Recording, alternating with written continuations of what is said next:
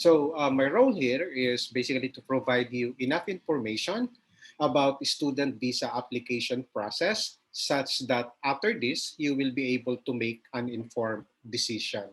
Um, you are not required to hire an immigration lawyer or immigration consultant for purposes of student visa application.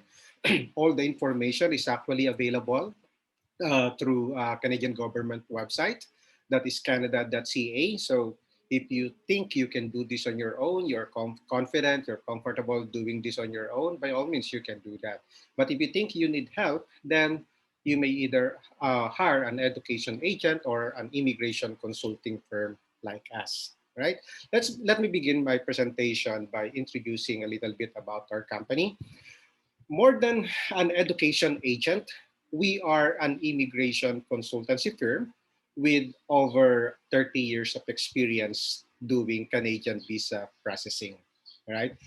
Our clients are represented by an ICCRC registered immigration consultant, a regulated Canadian immigration consultant. There's the registration number. You can validate that by visiting ICCRC website. And our admission team is actually headed by Ms. Tien Baez, who is actually a Canada course for education agents graduate. And our company is actually an ISEP recognized agency, right? So we don't just do admission, we also do a visa application process until PR, permanent resident application, all right? Now, most of our applicants, most of our clients are actually studying in Canada to apply for permanent resident status, right? So if you are studying in Canada, if you're planning to study in Canada purely for academic purposes, then it wouldn't matter who you will hire for your application. You may hire an education agent. They will sure be able to guide you with your admission application. They will be able to connect you with their partner schools, but they are not in the position to guide you with your immigration plans. Now, the key factors in order to become a permanent resident are basically Canadian education credentials, Canadian work experience, and a permanent and full-time employment or a job offer. So obviously, if you are outside Canada, you can have all this. But if you are going to enter Canada as an international student, you will definitely have all these key factors which will lead you to permanent residency. Now, let me explain briefly how the student visa pathway really works, right? If the goal is to apply for permanent residence, ideally you should study for at least 2 year program, two-year program. But technically, to legally enter Canada as an international student and to work part-time while studying and to apply for a post-graduation work permit after completing your program, the minimum requirement is actually 8 months or a 1 year curriculum. Okay.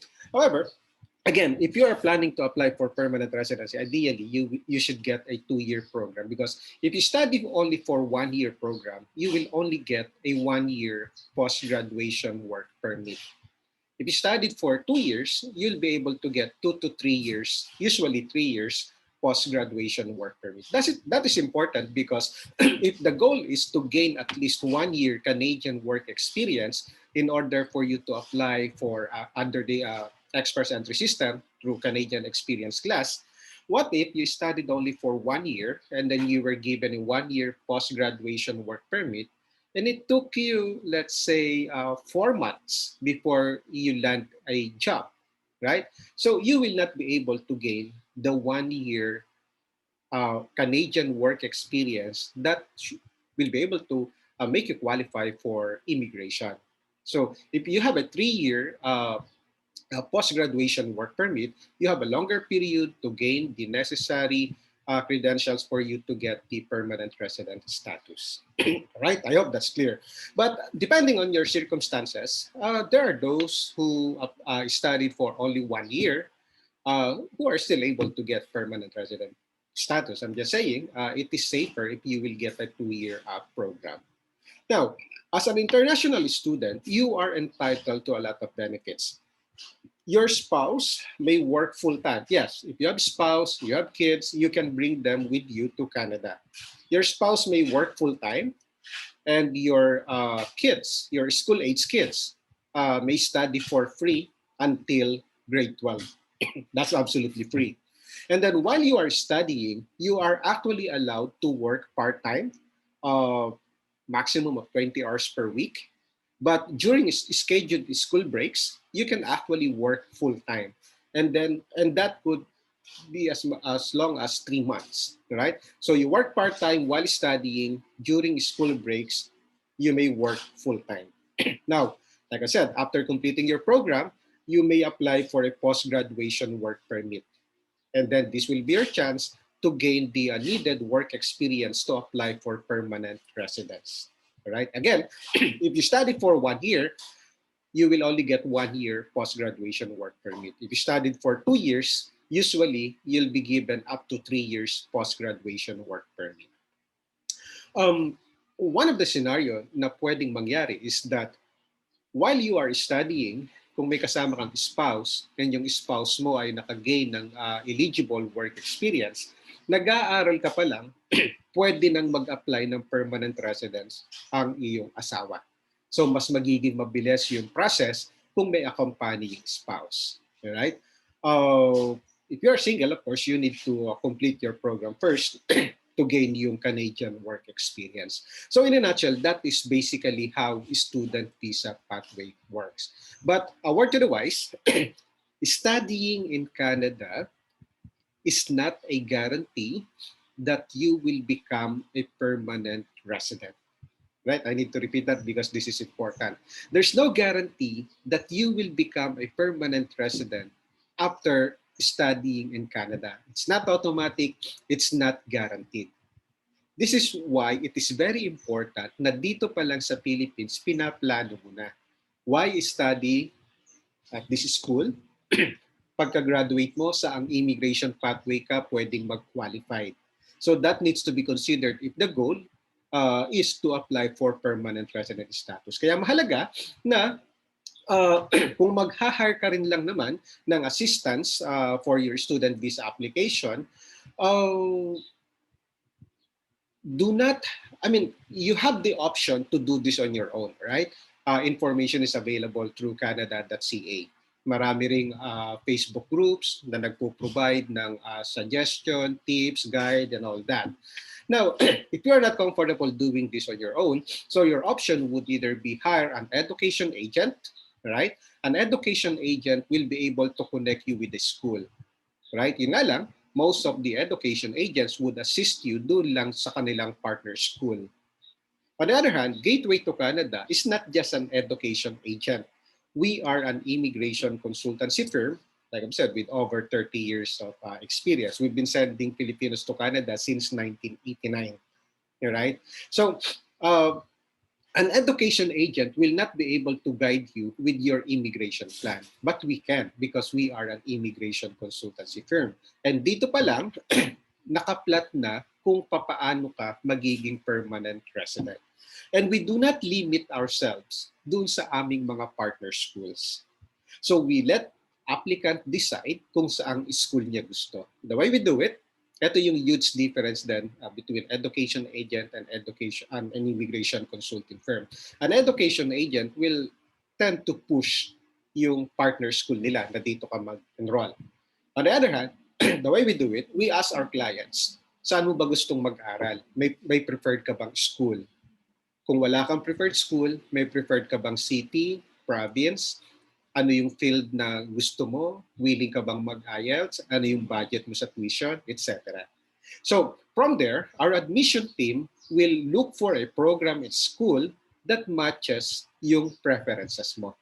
Right? And then we will let you decide kung saan school ka pupunta. And then, kung meron kang preferred school, partner or not partner, as long as it will be beneficial to you. Minsan kasi, meron nang pupunta sa amin, may letter of acceptance na makikita namin, hindi naman pala eligible sa post-graduation work permit. So we have to explain na ito yung difference. And then we let client decide kung gusto niyang i-pursue pa rin yun or mag-change siya ng school. Alright? So again, we are not just an education agent. We are an immigration consultancy firm with over 30 years of experience. And again, studying in Canada is not a guarantee that you will become a permanent resident. So you need to really be careful in choosing the program in school na pupuntahan nyo sa Canada. Now, for student visa application, there's no age limit actually. We have a client actually sa Fanshawe College, 51-year-old nung nag-start siyang mag-aaral. No? There's no age limit because education supposedly is a continuous process.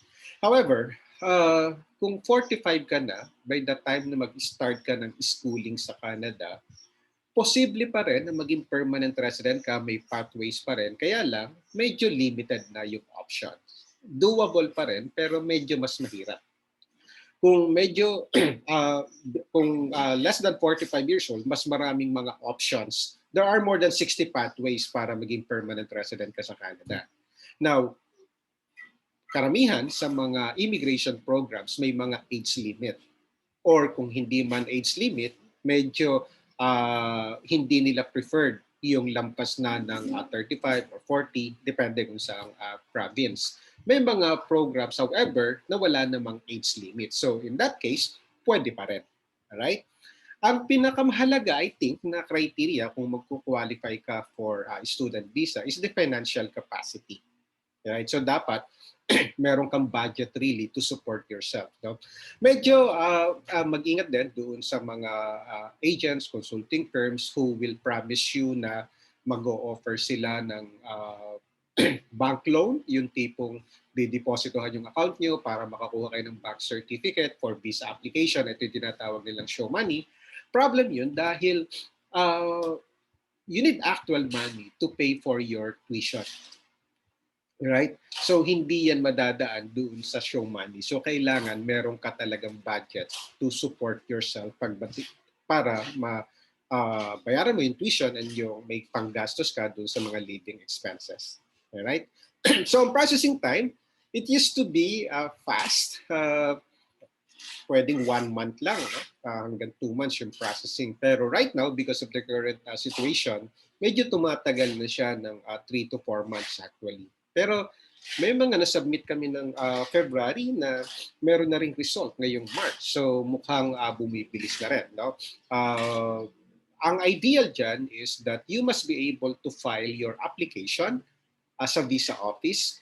Siguro not later than, pinaka-late na is yung 3 months before yung scheduled intake. If you can submit earlier, that would be best. So 3 months before the scheduled intake is doable pa.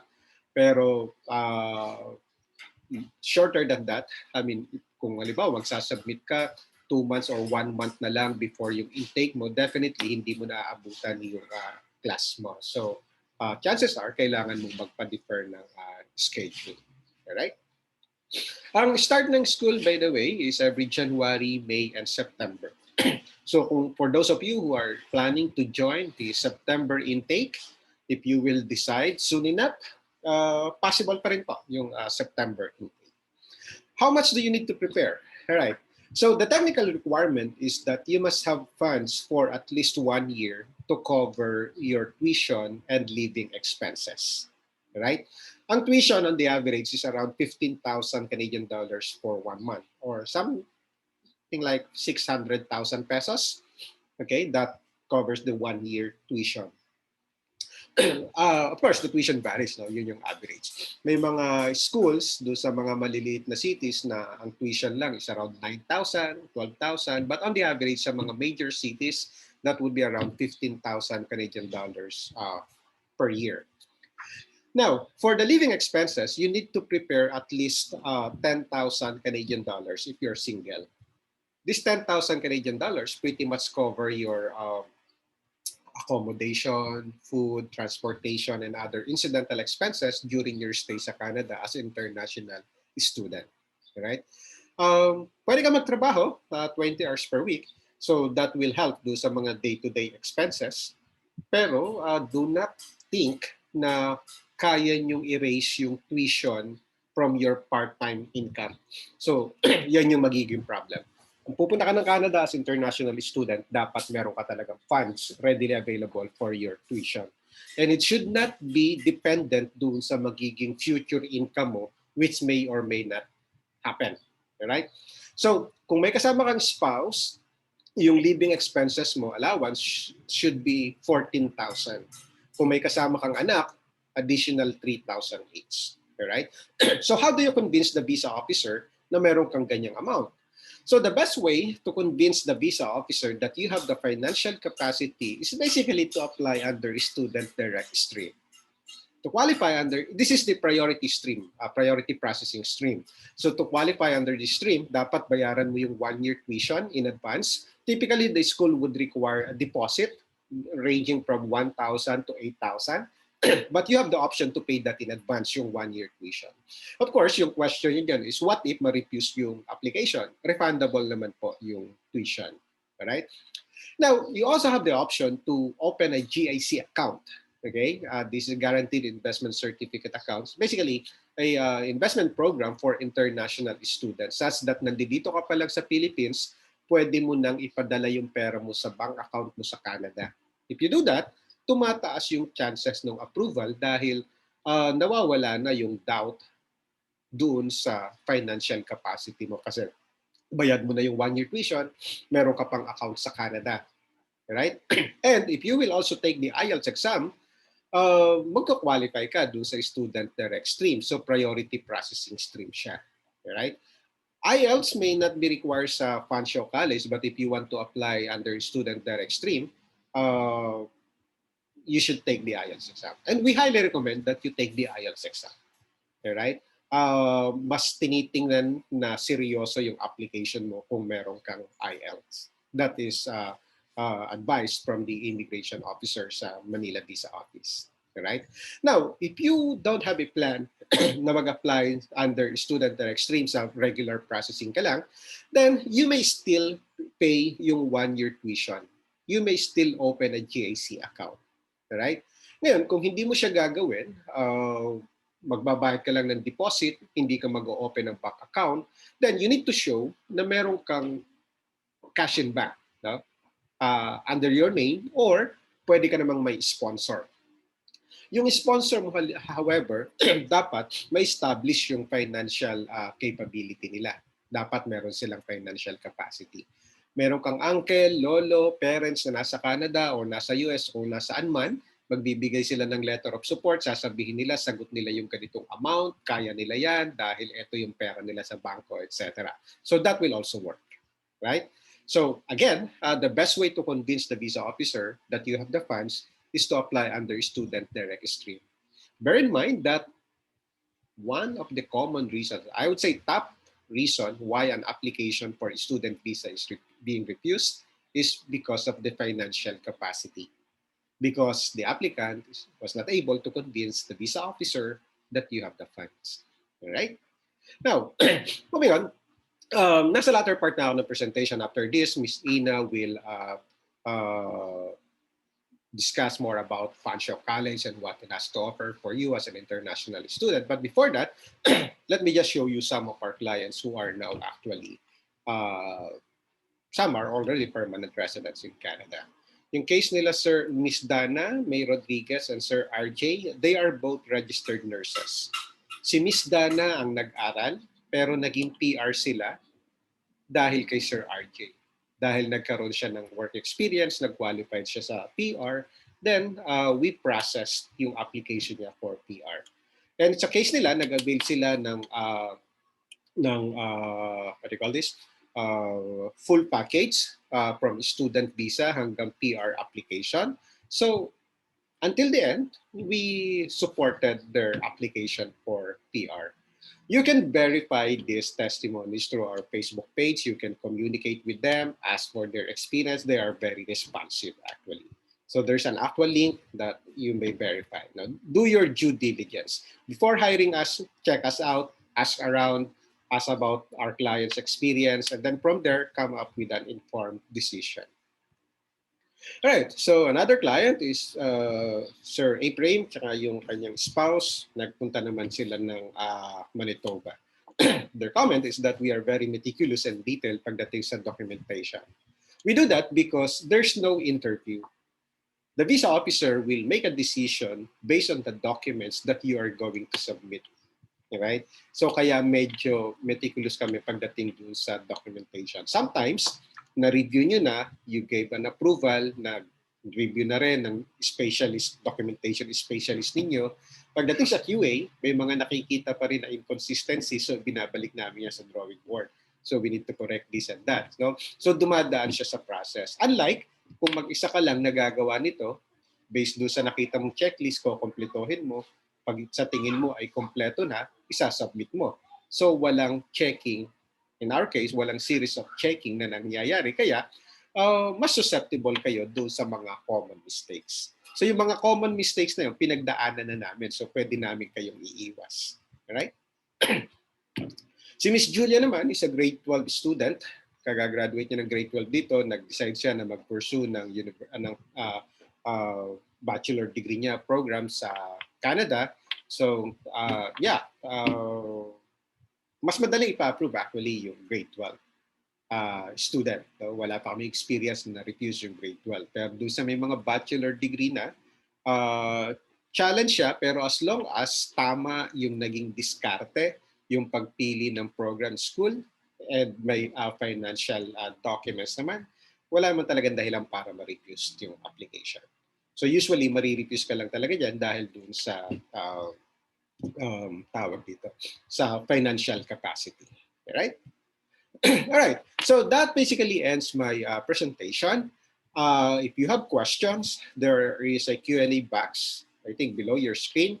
You can type in your questions. Sasagutin po namin yan later pagkatapos ng presentation ni Ms. Ina. And then for those of you who are interested to know how much do we charge for the consultancy fee, you may sign up. Nandiyan yung link. Sign up, fill in the information, and then you will be receiving the information via email. And in the event that after this you want to talk with one of our case managers, simply book an appointment through our website, and then we will be happy to address your concerns. Thank you very much. I'll now pass the virtual mic to Ms. Ina. Okay. So hi everyone. Sorry for the troubles, Penina. Okay, let me just share my screen. All right. Okay, so thank you for waiting, and thank you Apple and Tin. And sorry, and I apologize for late, Penina.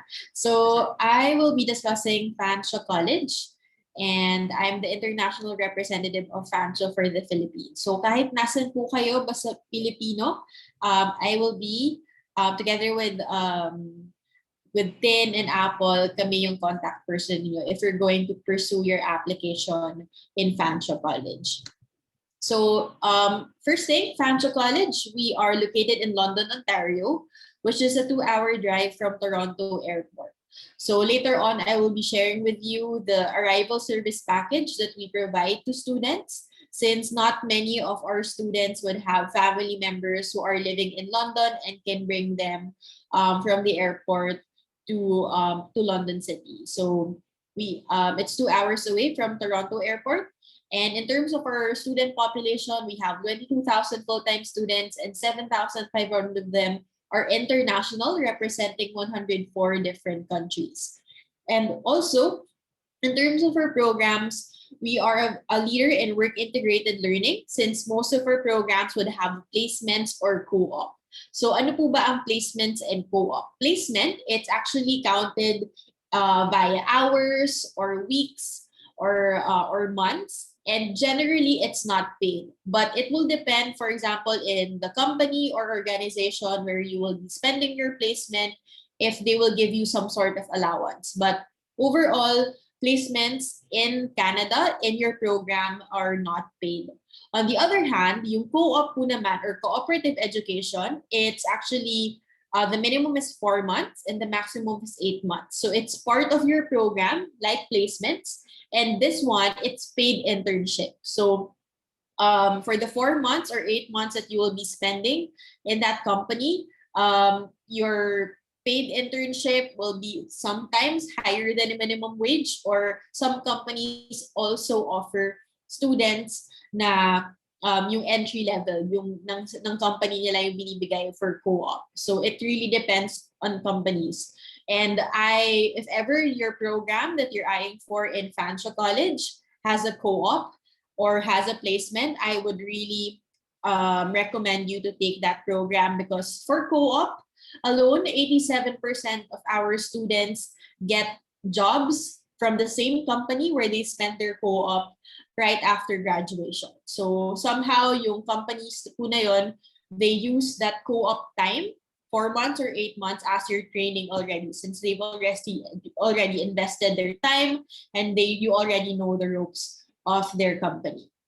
And of course, all of our international student, ang goal talaga natin is to find job after graduation. And we're very happy to say that Fanshawe College ranked first in the whole province of Ontario last 2019 with 90.3 graduate employment rate. That means our students within 6 months after graduation, they are hired already, or they have a job already. So that just resonates the fact that our student services and also our programs are really focused to make sure that you're job ready by the time you finish your program in Fanshawe. So before, during, and after graduation, we are here to help you find your job or prepare for you to look for a job. So in terms of the campuses that we have, so like I said, we are located in London and we have several campuses across London. So we have the Oxford Street, which is the main campus, which is here. So you can see here in the map the proximity of our campuses. The main campus offers most of our programs like business, health sciences program, engineering programs as well, early childhood education. Many of our programs are offered in the main campus.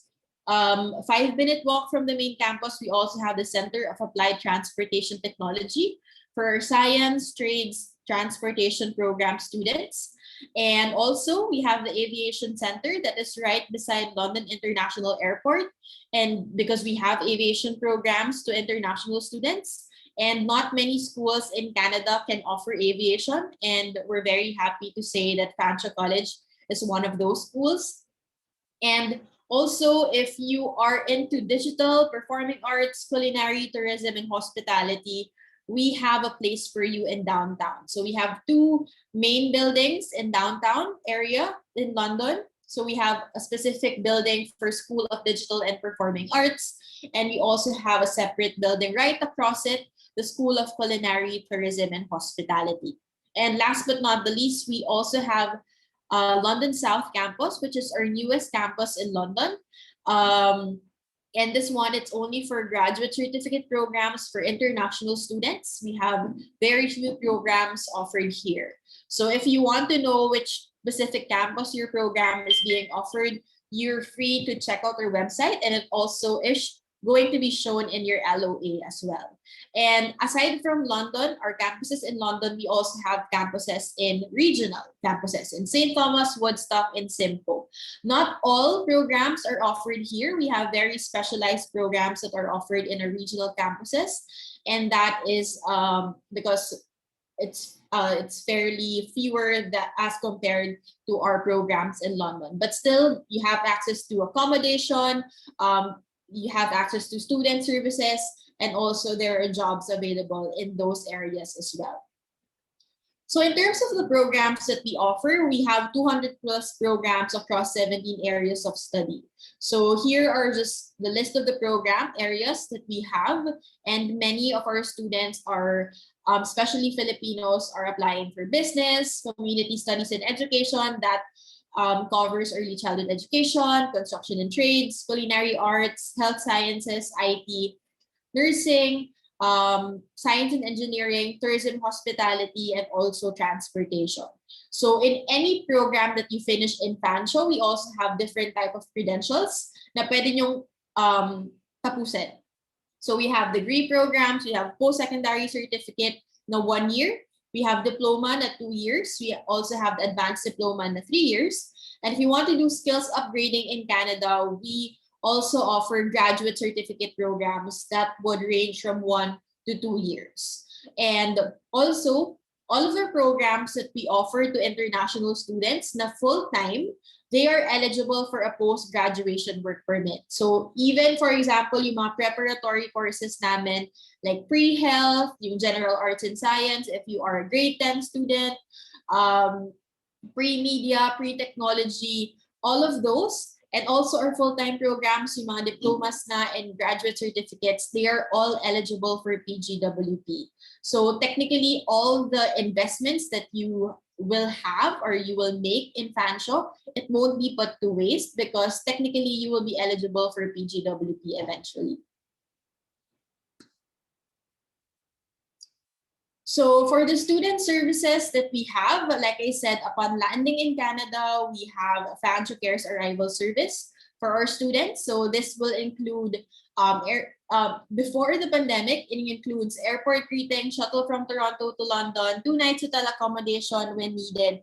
But given the pandemic, meron tayong tweaks or changes in the arrival service, and that's because of the added travel requirements set by the government for all travelers coming to Canada. So wala kami airport greeting, but we still provide shuttle for students and their families who will be arriving in Canada, since they are required to stay in a government appointed hotel for 3 days. If they have a negative test, we can provide a transportation for you and for your family going to your secondary quarantine. And we can also provide you 2 nights free hotel accommodation. But what we can do is that we have partner hotels in London that you can go to if you want to stay there for a quarantine, and it will be like the lowest would be 55 CAD per night. So you can stay there, and this discount is given to Fanshawe students staying there for quarantine. So that is part of our service. We also have daily check-ins to students just to make sure that they're doing well and they're feeling well during their 14-day quarantine. Also, since you are part of the International Center family, we have teams in the International Center that can help you with any program, admission, and student immigration related concerns. So for example, if you want to apply for a second program, we can assist you. Our student life coordinators can assist you. Also, if you want to apply for a study permit extension and you need help, we can also help you with that one. And regularly, we also conduct several PR pathways and PGWP application guides and workshops to students, especially if you're about to finish your program already and you will be applying for PGWP eventually.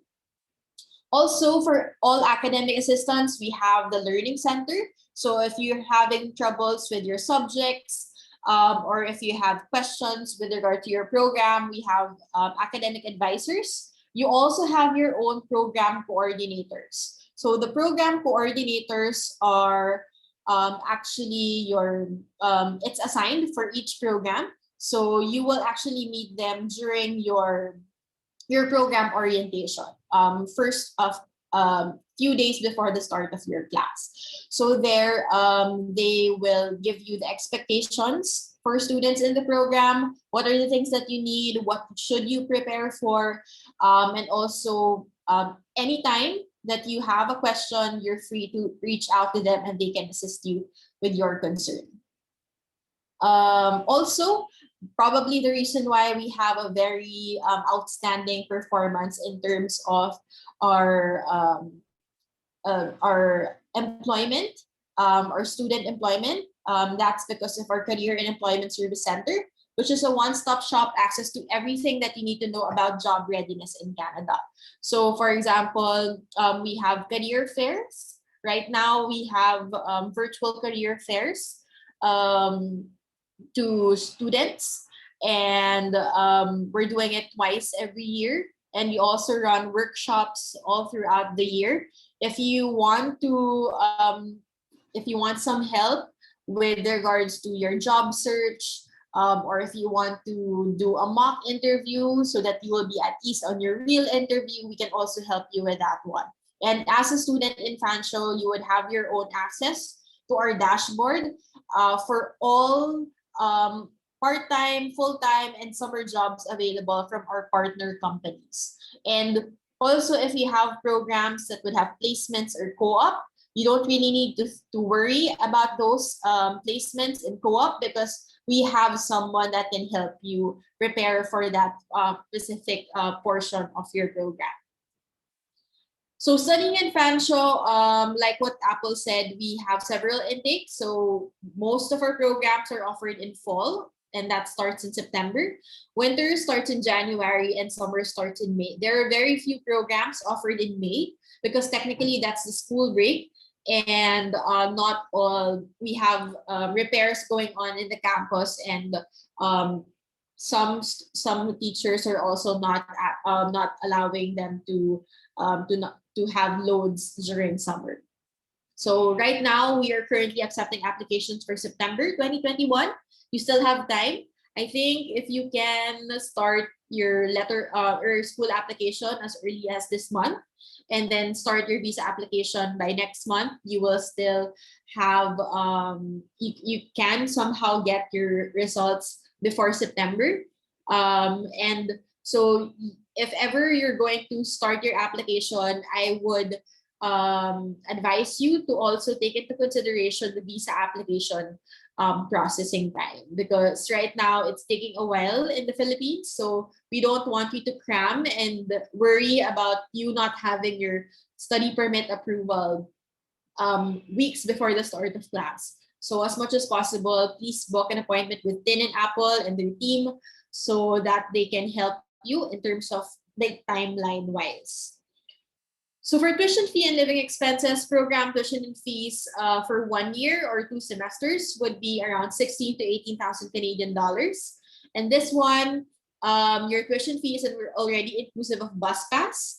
That is free for all students studying in London. So you're not using your bus pass only going to the campus, but you're using using the bus going to your part-time job, going to the grocery, or spending time with your friends. So somehow that can save you a lot of money. So if you're applying for online, if your program is running online for example, in May intake, you won't be billed for a bus pass because technically you don't have access to the campus. But our FSU, our Fanshawe Student Union, would give you an opportunity to purchase a Fanshawe discounted rate for bus pass so that you can use that and save lots of money in terms of transportation. But for blended program students, since because you have face-to-face classes scheduled, you are billed with bus pass. So you don't really need to apply and get the bus pass from FSU. Tuition fee, if you are in Canada, you have to be covered by medical insurance. So even if you are taking your online class in Canada, you have to be insured. So our medical insurance is already included in your tuition fee, and that covers hospitalization, medical procedures, medical consultation, even dental and vision. It's part of your insurance. And if you want to extend it to your family, you can reach out to our healthcare service provider, MoreCare, and they have a standard rate for you so that you can add your family members as dependents. So for accommodation or off-campus accommodation, which is very cheaper as compared to in-campus accommodation, you get to spend around 6,000 to 8,000 Canadian dollars for 1 year. If you want the monthly range, you can get as low as 380 to 450 CAD per month. And that's inclusive of rent, utilities, and Wi-Fi already. So the 380, that's the minimum. It's a single bedroom occupancy. It's in a shared house, and you have access to shared kitchen, bathroom, living room, dining, and also laundry. So that's the typical scenario or setup of off-campus accommodation in Canada. And also just to share with you, accommodations, rental, living expenses in London is 40% more affordable as compared to other cities in the province, especially in Greater Toronto area where accommodation can be as low as 600 for single bed occupancy. So you can get a cheaper accommodation rental in London City. And that's also the reason why most of our students choose London and choose Fanshawe because it's very cheap and very affordable, and you won't compromise your quality of living in Canada. Books and other expenses, it's not part of the tuition fee that you will pay for to Fanshawe, but it will depend on your program. If for books, if for example, the professor, they don't usually update or change books that is being required for their subject every year. So if it's the same book that the professor previously required to students, you can actually purchase used books, so it's fine. We have many international students and Filipinos doing that one. Just make sure that you're purchasing the right exact same copy or edition of the book. And also other expenses, for example, for culinary, you might not spend on books, but you have to purchase your uniform that you will use in the kitchen for your lab session. So it will really depend. And the tuition fee and books and other expenses, the general fees information can be found in your can be found in our website for all of the programs that we do offer. And for the application requirements, these are the minimum requirements that we need from you. If, for example, Apple's team will ask you for more documents, it's fine. They will use it for their reference and filing and also for the visa application. But for Filipino students, we just need your high school transcript and diploma. If you're applying for a post-secondary program, together with your college documents and your passport. If you're going to apply for a graduate certificates, we only need number 2 and number 3 from you. And like what Apple mentioned a while ago, we don't require IELTS for Filipino students or even the media home instruction certification. We don't need that to process your application and to give you the letter of acceptance, except if you're going to apply for pharmacy technician. And also, if you're going to apply through SDS, even if the school doesn't require IELTS, you have to take IELTS because it's part of the SDS application requirements. And if ever you're planning to take IELTS, and if you're applying to Fanshawe College, please probably get the academic test, because if you do well in the academic test, you have a chance to be nominated in our English scholarship, and you can get 1,000 or 1,500 Canadian dollars by your second semester through this scholarship. So we need your first semester GPA as well, aside from your IELTS academic scores. And if ever you will be awarded of the scholarship, you will be notified during your second semester. For other scholarship opportunities, most of our scholarship are merit-based. So you have to at least complete 1 semester. And if you think that your grades are fairly competitive, then you can apply for a scholarship in Fanshawe College. So with that one, I end my presentation. If you want to know more about Fanshawe College, feel free to check out our website. It's fanshawec.ca, and also hope you can also explore social media pages in Facebook and in YouTube, Fanshawe International, because we've created several content and materials so that you can that it can be of help for you in choosing Fanshawe and choosing the right program for you in your school. So with that, I end my presentation and I'm now open for questions. Okay, hello. So right now mag-proceed na po tayo sa ating question and answer. Question from Miss Andrea. Do you need to apply in the company for a co-op, or does the school have a partner companies? Okay, so that's actually a good question, Andrea. So we have partner companies that accept students for co-op. So we will help you prepare for your application and for your interview. But the thing that you have to do is to ace that interview. If you ace that interview, that's it. Then you can start your co-op. But if ever, we have several options for you. If you have a company in mind and they can also accept students in co-op, you can talk to your co-op consultant. Ask and ask if you can apply through that one. But if ever you get accepted in that specific company, most probably they can also accept that as your co-op. Okay. She also have a follow-up question. Do graduate students usually stay on campus?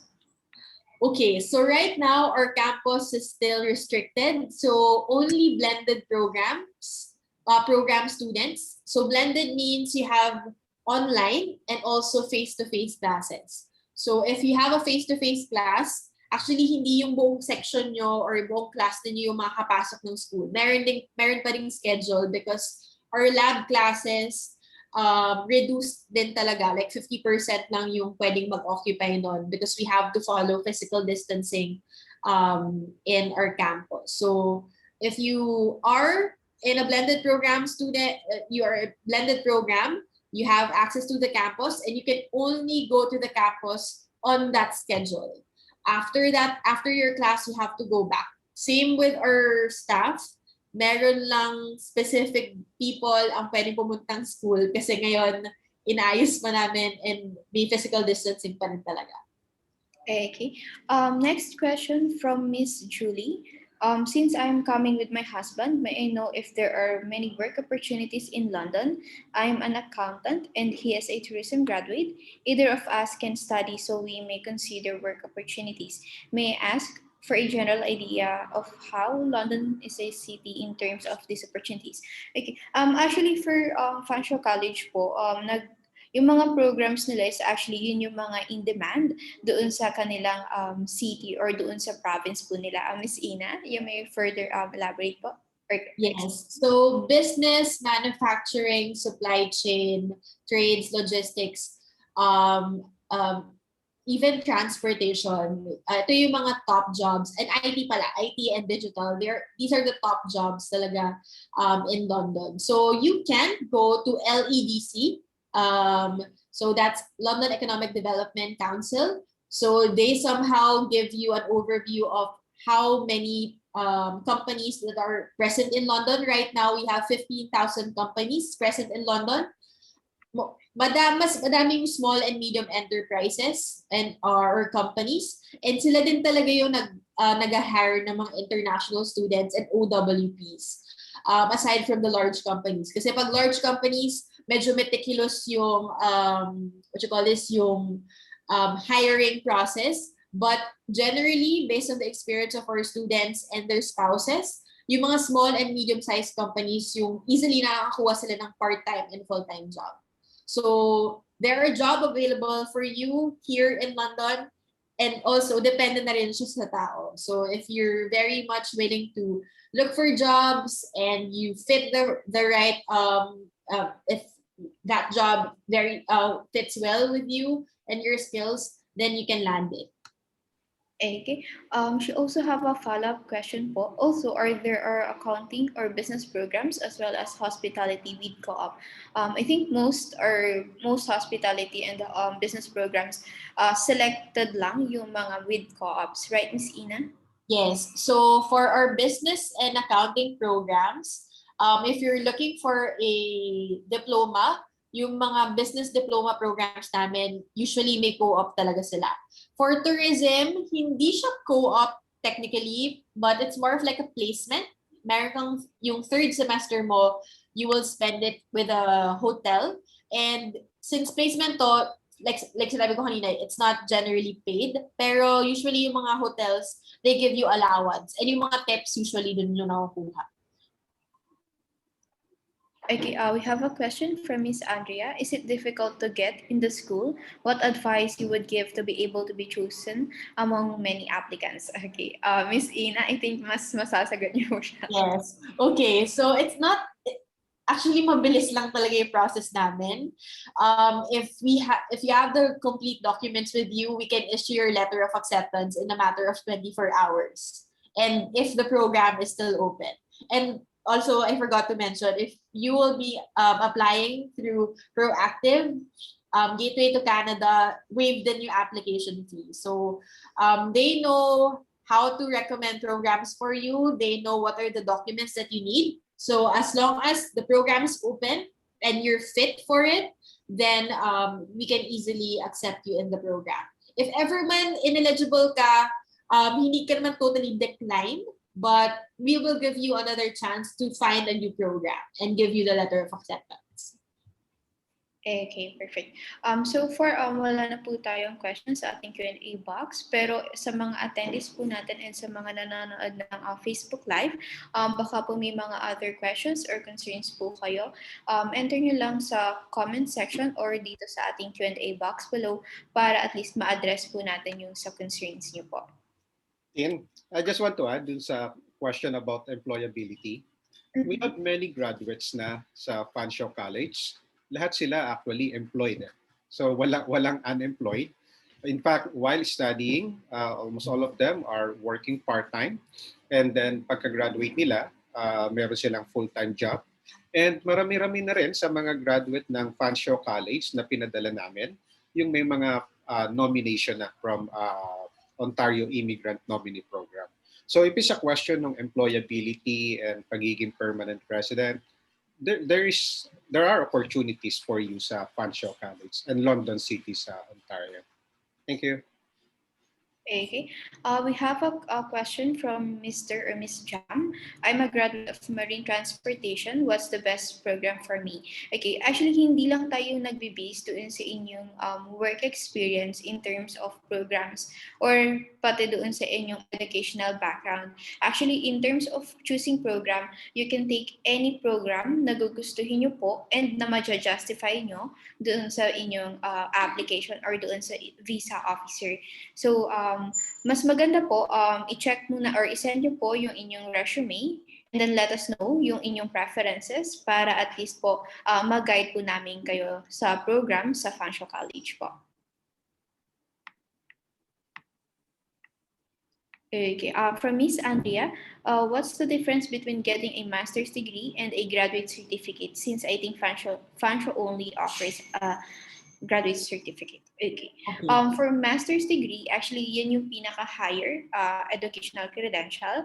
And then, yung graduate certificate is actually yun yung sunod bago mag-graduate certificate. So, kung yung master's program yung hanap nyo po, Fanshawe College, hindi talaga sila nag-offer, but you may also consider yung graduate certificate programs kasi may mga graduate certificate programs sila na 1 year na you can bundle it to another 1 year graduate certificate para at least you can have 2 years of total of your studies sa Canada, and which also benefit you to have 2 to 3 years for your postgraduate work permit. Okay, I'll add on that one lang. So, yung landscape kasi ng education in Canada, for colleges, the highest credential that you can get is a graduate certificate. So any school yan, basta college, graduate certificate lang. If you want to apply for a master's, then you have to explore universities. Hindi katulad dito sa Philippines na may mga colleges din kasi na nag-offer ng mga masters, ganyan. It's different, totally different in Canada. And yung program din kasi for masters, it's more of like science-based theory. If you want that, then explore universities. But graduate certificates and colleges do offer work experiential learning talaga. So work and practice. Thanks. Okay. Ian, may question from Facebook.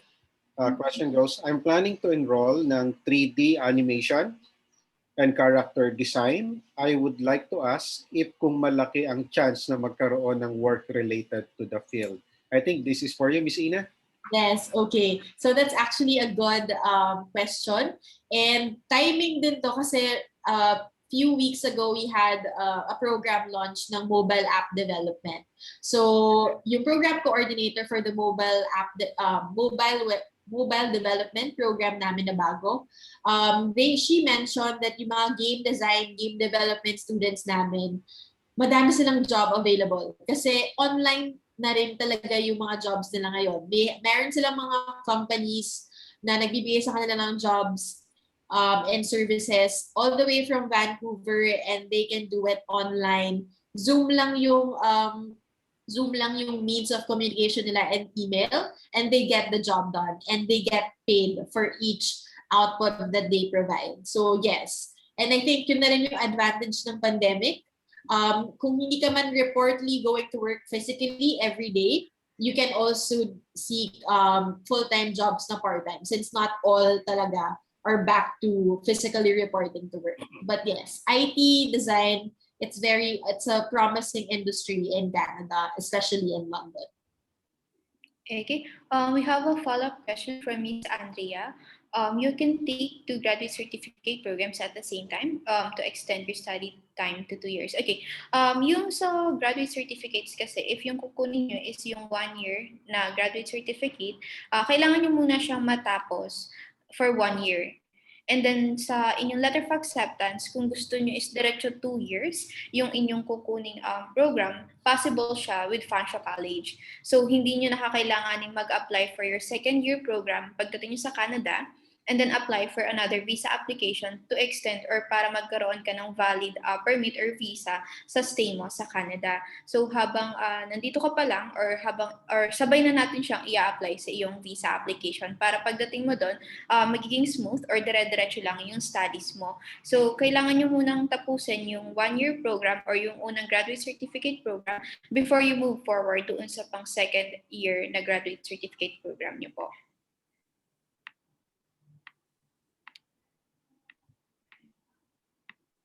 Okay, wala na po ulit tayong questions sa ating Q&A box, pero baka may mga other questions yung ating mga attendees or yung mga viewers po.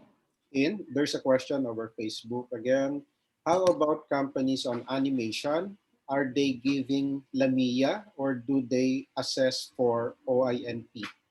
Kasi if 1 year lang ang PGWP, baka magkulang ng time. Okay, two things. One, LAMIA application is a bit complicated process given the current pandemic. I think getting LAMIA is not that easy kasi maraming na-displaced na workers sa Canada because of the pandemic. May mga industries na naapektuhan, may mga industries naman na nagdoble yung requirements. No? So the LAMIA application, kailangan kasing makonvince ng employer, ang Canadian government, HRSDC to be specific, na una, may genuine siyang vacancy, and then nag-attempt siya na mag-hire from within Canada, nag-place ng advertisements, nag-interview, walang nag-qualified or walang nag-apply.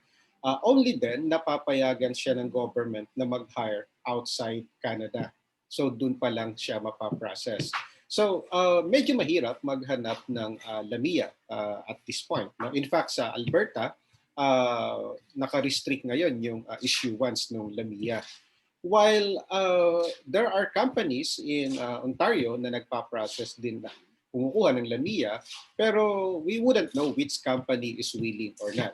Okay, so our experience, merong mga graduates na nagtrabaho sa isang company, and then this employer is willing to support yung applicant, so they find ways kung paano ma-extend yung stay ng student.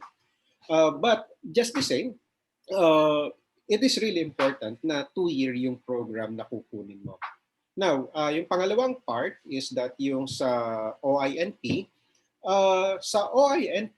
hindi actually mandatory requirement yung LAMIA. So maraming OINP streams na pwede kang mag-apply na hindi required yung LAMIA. So for example, sa Ontario, merong Ontario Immigrant Nominee Program International Student Graduate Stream. So ang kailangan mo lang dito is a permanent and full-time offer from a employer sa Ontario. So hindi kailangan yung LAMIA. Meron ding mga in-demand occupations na hindi rin kailangan yung LAMIA. And then pwede ka rin mag-apply through Canadian Experience Class. Hindi mo rin kailangan ng LAMIA.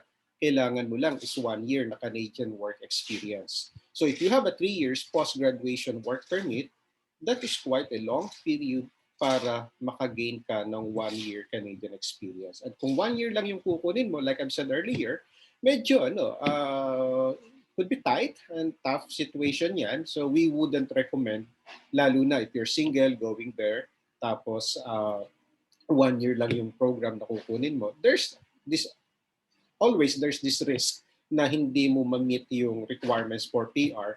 And the only way para ma-extend yung stay mo sa Canada is through LAMIA. Unfortunately, getting LAMIA is hindi ganun kadali. Alright? We highly recommend that you take a 2-year program.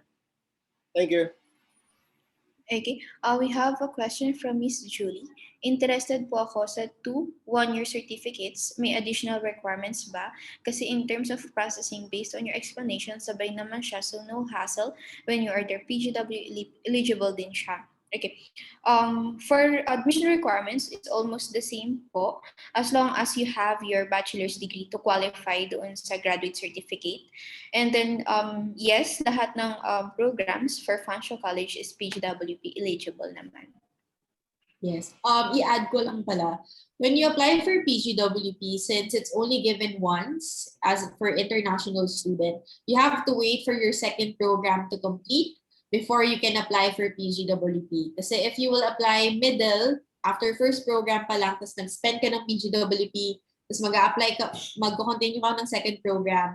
After the second program, hindi ka na pwedeng mag-apply. So, kailangan tapusin mo yung 2 programs na. Yeah. Okay. Baka po may mga other questions or concerns pa po yung mga attendees natin or yung mga Facebook Live viewers. Enter nyo lang po sa comment section or dito sa ating Q&A box po para at least ma-address po natin siya. We have a question from Miss Andrea. So when you apply for 2 graduate certificates, you can apply for them at the same time when you apply to Fanshawe? Yes po. As long as inform nyo lang po ako kung ano yung first program na gusto nyo i-take and then yung pang second year program nyo po. Isina, may question pala ako. September intake is still online ba or face-to-face na? Okay. We're planning to add more programs na blended and add more face-to-face classes. Pero hopefully by around June, we'll inform everyone kung ano-ano na yung mga classes na face-to-face. Hopefully by then, vaccinated na rin yung Canada. So kaya may movement sila of face-to-face classes. Okay, perfect. Next question from Miss Julie. 2 to 3 years din po ba yung PGWP? Baka kasi 1 year lang. Okay. Kung yung in terms for PGWP po kasi, kung ilang years ka nag-aral sa Canada, ganun din yung equivalent years na possible makuha mo for your PGWP. So kung mag-aaral ka for 1 year, ang makukuha mong PGWP is for another 1 year. And then kung 2 years or more, or 2 to 3 years yung iyong study sa Canada, 2 to 3 years din yung inyong PGWP. Tin, I just want to add, we have clients actually who took 2 one-year graduate programs. Nabigyan sila ng 3 years na post-graduation work permit. Right? So, but again, we do not make that decision. It is always the decision ng immigration officer, guys from IRCC. But the rule is that your post-graduation work permit is equivalent to the length of your program. It's just that our experience since we started doing this is that if you take a 2-year program, you almost always, wala pa yata kaming na-experience na 2-year yung program, 2-year lang yung binigay na post-graduation work permit. Always 3 years yan. May mga instances na less than 2 years yung program, pero less than 2 years yung post-graduation work permit only because their passport validity is less than 2 years. So they cannot issue a work permit longer than the validity of your passport. But should that happen in your case, you can always apply for extension. Or before filing for your post-graduation work permit, make sure that your passport validity is longer than 3 years para mabigyan ka ng 3 years na post-graduation work permit. Alright? Thank you. I think nawala si Tin. But there's a question. Okay, so if for the application, you have to coordinate with Gateway to Canada since sila yung mag-collate ng mga documents ninyo and they will also submit on your behalf your school application to Fanshawe. Thanks, Miss Ina. Okay, so there's another question. Papaano po kung 1-year program sa Fanshawe pwede po bang yung second course or program, I guess, sa ibang college? Pwede po ba yan? Technically, yes. Pwede yon. Ang question lang dyan is kung 3 years pa rin yung makukuha mong post-graduation work permit. So, as long as immediately after completing yung first program mo, hindi lalampas yung 3 months at magsisimula ka ulit doon sa second program, then I don't think that will be a problem. Pero kung halimbawa natapos mo yung program mo sa Fanshawe College, tapos usually kasi ang permit to be issued is 3 months longer than the end ng program.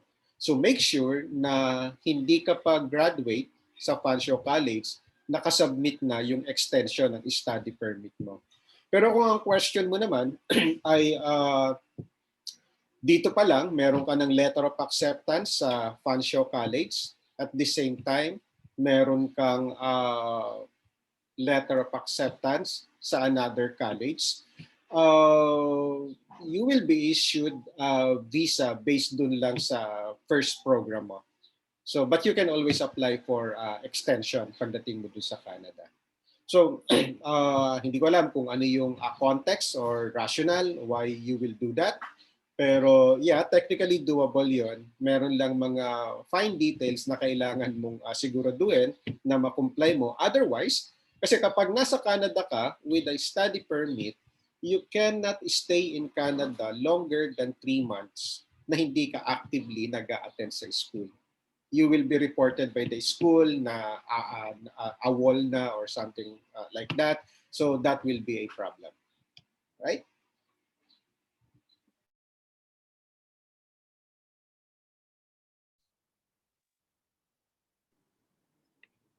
Okay. Baka po may mga other questions or concerns pa po kayo para at least ma-address po natin.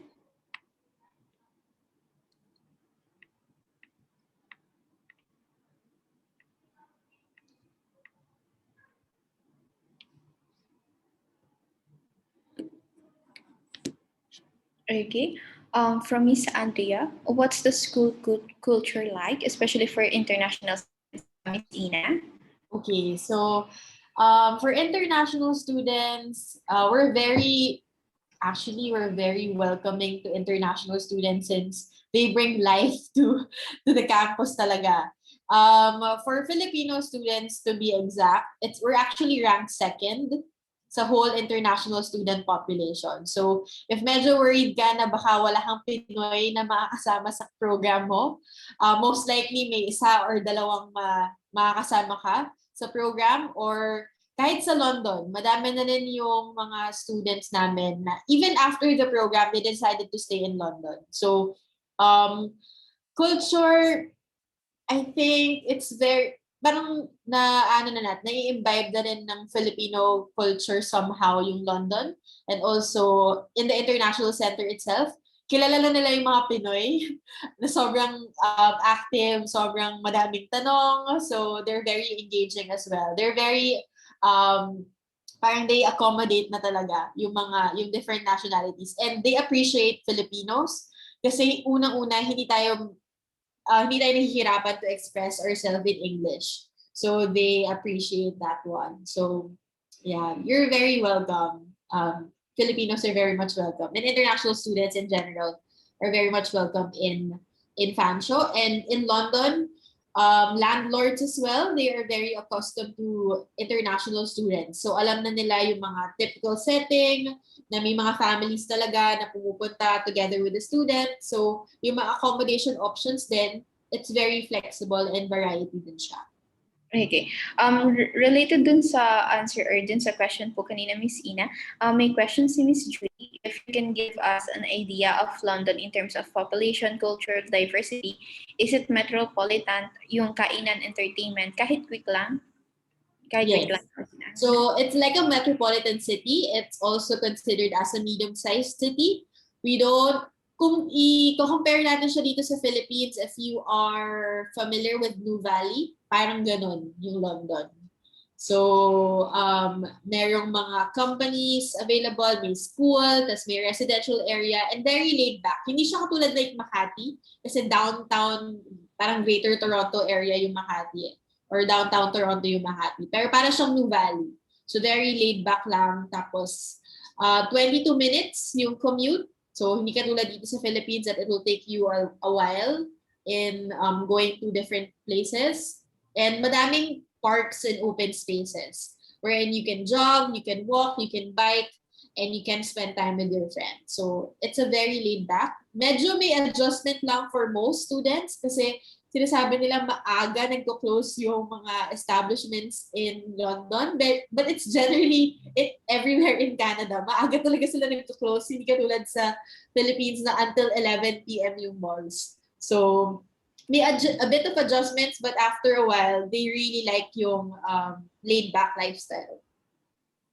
Okay. Thank you for that, Miss Ina. So for wala na po tayong questions sa ating Q&A box, pati sa ating comment section. Pero sige, I think we'll wait for a little more pa for additional questions or concerns para at least ma-address po natin.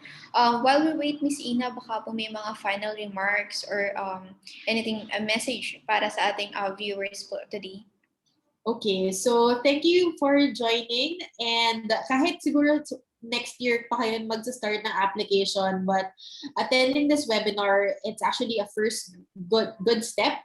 In checking your options and knowing your options of studying in Canada. Hopefully, Fanshawe College would be your school of choice. But if you choose Fanshawe College, we're rest assured that our programs and also our student services are really available for you and will help you succeed. And if you're going to apply, feel free to contact their team, Apple and Tin's team, and they are the best of the best. They've been sending a lot of students in Fanshawe. They are award-winning for the past few years, and they know. And may parang personal touch na rin kasi yung wife ni Apple is a graduate of Fanshawe. So they know the ropes and everything about Fanshawe. So you're in good hands. Okay, thank you for that, Ms. Ina. So I guess wala na po tayong mga questions, pero yeah, may pahabol na question lang po si Ms. Julie.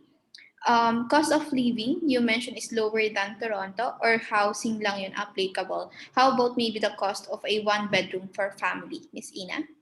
Okay, so for a one-bedroom, you can get as low as 900 to siguro 1,200 Canadian dollars. If you have a bigger family, siguro a family of 5, two-bedroom apartment, average is 1,500.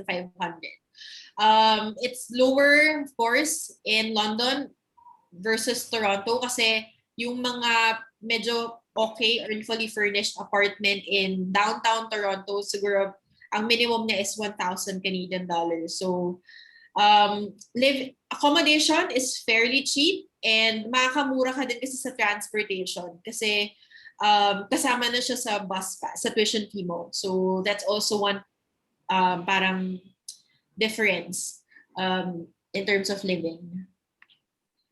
Follow-up question po, Ms. Ina.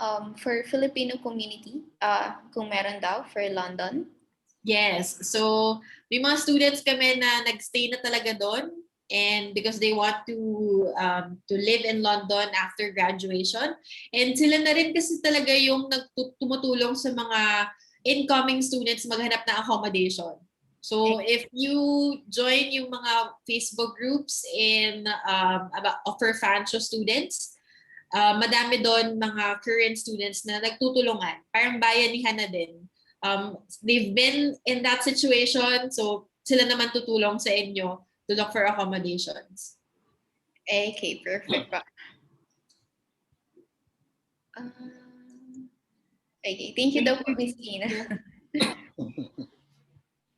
Okay, I guess wala na po mga additional questions or concerns. Sir Apple, kayo po, any final remarks before we end yung sa ating webinar today? Okay, gaano ba okay sa Fanshawe? Like Miss Ina said, I sent my wife to Fanshawe College, so that should tell you something, right? So she is now actually working full-time sa Mississauga. She used to work as a college administrator sa isang private career college. Pero may nakita siyang better opportunity. So, lipat siya ng trabaho. I'm telling that because one of the concerns right now is pupunta ka sa Canada, may pandemic, may trabaho ba? Right? So, one thing is certain, hindi trabaho yung lalapit sa'yo. Right? So, the case of my wife, actually, she completed her program April 2020. So, tuwa kami nun because graduate na, wala nang babayaran tuition and all that. But at the same time, we're worried because pandemic, baka walang makuhang trabaho, right? So, turned out, padala lang siya ng padala ng application online and then may mga, this is pandemic I mean, kasagsagan noong April, padala siya ng padala ng applications. The plan is, isa-saturate niya lahat ng job vacancies sa Ontario, papadala niya ng email application at kapag hindi pa siya na-hire, willing siyang magpadala ulit sa ibang province until siya ma-hire siya. That's the attitude, right? So, fortunately, she got several interviews na pinuntahan niya until na-hire nga siya. No? Less than 2 months actually, she landed a job. And then, nagtatrabaho na siya, ang dami pa rin job offers. Kasi nga, marami siyang napuntahang interviews, kaya lang she has to turn that down dahil nag-start na siya. And nakalipat ulit siya ng trabaho. This is pandemic. No? So, there are opportunities actually. Ganyan naman doon sa Filipino community sa London. I've been to London, Ontario quite a few times already. The first time we visited there, medyo nanibago kami kasi nga tahimik and all that. Pero turned out maraming Filipinos, no? Kakain kami sa food court, bigla may maririnig kami mga kababayan from Pangasinan. So and we connected, no? Hanggang ngayon naging kaibigan na rin sila. So ang key is huwag mong i-isolate yung sarili mo. Minsan kasi yung tendency is Filipino, ayaw makihalubilo sa mga kapwa Filipino, natatakot sa chismis and all that. Pero you need to belong doon sa community. If you are going to isolate yourself, mas magiging mahirap yung situation mo. Kasi trabaho, hindi lang naman sa Pilipinas uso yung referrals. No? Pagdating sa Canada, it's still referrals. No? So, yung employer mo, dahil nagustuhan ang iyong performance, tendency is magpapahanap siya sa'yo ng kakilala mo. At gusto niya, prefer mo yung maging worker. That is common experience doon ng mga clients doon sa Canada. Now, whether you are going to do this on your own or to hire our services, it doesn't really matter. No? Ang mahalaga is, if you want to do this, do it. No? So, if you really want, most of our clients, I would say almost all, are immigrating to Canada because they want to have a quality life. And if you are in that same page, so what's stopping you, right? So you don't need to wait for the pandemic to be over para mag-start. Meron kami client na nasa Fanshawe College ngayon, no?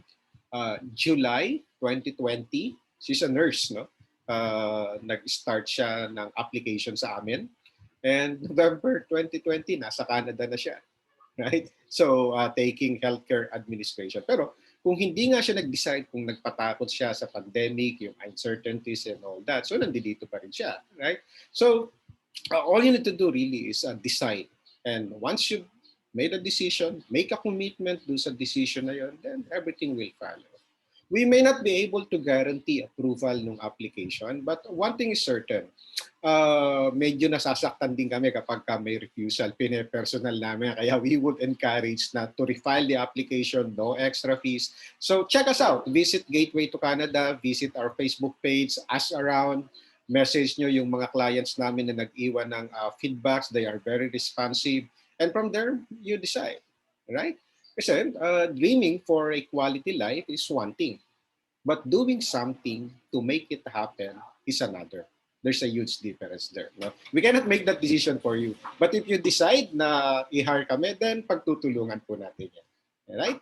Thank you very much. And I think that ends our session for today. Again, thank you, Miss Ina. As always, we really appreciate your finding time na mag-join sa aming webinar. Till next month. Alright. Next month ulit. Schedule ulit tayo. Thanks, Miss Ina. Thank you, Alright, Miss thank Ina. you everyone. Have a great Thanks, weekend. everyone. Bye. Bye.